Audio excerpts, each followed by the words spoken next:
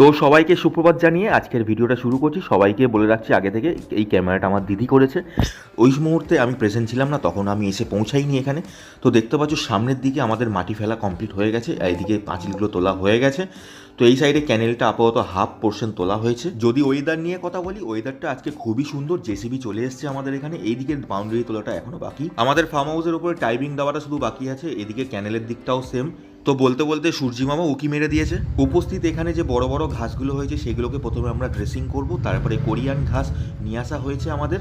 তো ড্রেসিং করার পর যেটুকুনি জায়গা ব্যালেন্স থাকবে সেই জায়গাগুলোতে আমরা ওই কোরিয়ান ঘাসগুলোকে অ্যাপ্লাই করব। আর এই গ্রামের মাটি চাষের জন্য এত উপকারী, তোমাদেরকে কি বলবো। গতকাল রাত্রে আমরা গিয়ে কথা বলে এসেছিলাম যে তোমরা সকাল সকাল জেসিবি মেশিনটাকে পাঠিয়ে দেবে 7টার মধ্যে, কিন্তু ওরা সেই 7টার বদলে 8টা সাড়ে 8টায় পাঠিয়েছে। তো 1 ঘন্টা অলরেডি আমরা এখানে চুপচাপ বসেছিলাম।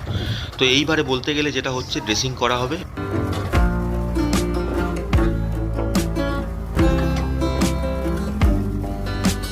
আমি তোমাদেরকে বলেছিলাম যে নেক্সট ভিডিওতে তোমাদেরকে ফাইনাল লুকটা দেখাবো।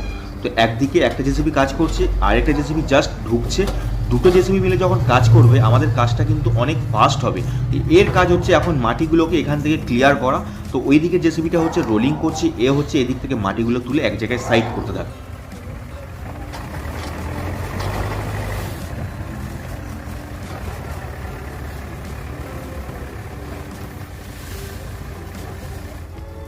তো এখানে আমাদের সেফটি ট্যাঙ্কের কাজও চলছে, আর ওইদিকে হচ্ছে জেসিবির কাজও চলছে। সব মিলিয়ে কাজটা খুব সুন্দরভাবে এগোচ্ছে।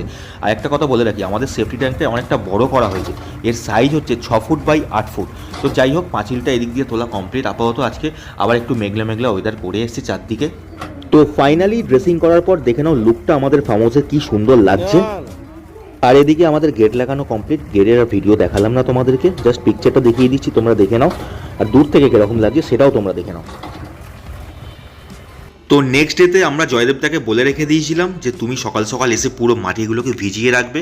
তো এখানে জয়দেবদা আমাদের কথা মতো একদম সেম টু সেম করে রেখেছে। এখানে কিছু গাঁদা গাছ নেওয়া হয়েছে, এখান থেকে রেলিং করা হবে ইট দিয়ে। তো এই জায়গাটাতে আমরা পালং শাকও চাষ করব, ধনেপাতাও চাষ করব। আর ওই দিকটাও তোমাদের দেখাই কত সুন্দর গাছ লাগানো হয়েছে, দেখে নাও। ওইখান থেকে লাইন দিয়ে শুধু নারকেল গাছ, যেগুলো হচ্ছে ভিয়েতনামি নারকেল গাছ। প্রায় আমাদের 25 থেকে 30টা নারকেল গাছ কিনে নিয়ে আসা হয়েছে ভিয়েতনামি। আর গাছগুলো কিন্তু খুব ছোটো ছোটো হয়, আর অল্প সময় থেকেই ফল দেওয়া শুরু করে দেয়। এদিকে ক্যানেলের সামনে দেখতে পাচ্ছ তোমরা, পুরো সুন্দর করে ঘাসগুলোকে পাতা হয়েছে, কত ভালো লাগছে দেখতে। আর এই দিকটাতেও আমরা কিছুটা ঘাস পেতে রেখেছি, আরও কিছু ঘাস নিয়ে আসা হবে যেগুলো হচ্ছে পাতা হবে এর ওপরে। আর এই দিকটাতে আমরা ছোট্টর মধ্যে পালং শাক চাষ করেছি, এখনও ছোট। তো যাই হোক, যখন হবে মোটামুটি আমরা এখান থেকেই তুলে নিয়ে গিয়ে খাবো। তো সবাইকে সুপ্রভাত জানিয়ে আজকের ভিডিওটা শুরু করছি। সবাই